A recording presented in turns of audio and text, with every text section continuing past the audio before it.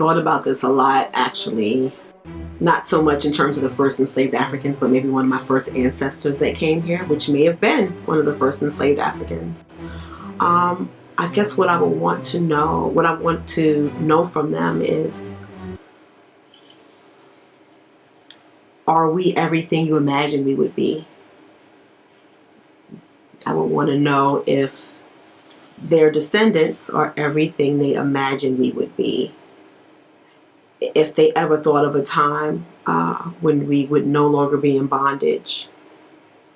Maybe not the first enslaved Africans, but certainly generations that came after lived their entire lives and saw their descendants as they were, alive, their family members who were living with them, grandchildren, children, nieces, nephews, aunts, uncles, enslaved for their entire duration of their lives. And so they may not have had an understanding. Now, we think about those folks who came a little bit later in the antebellum period. They may have lived through the Civil War and saw the end of slavery officially. But those first enslaved Africans wouldn't have had that notion to know that, because it was so many years before the Civil War. And so I guess I would want to know is, are we everything you imagined us to be? Did you think about your descendants? Did you wonder what would happen?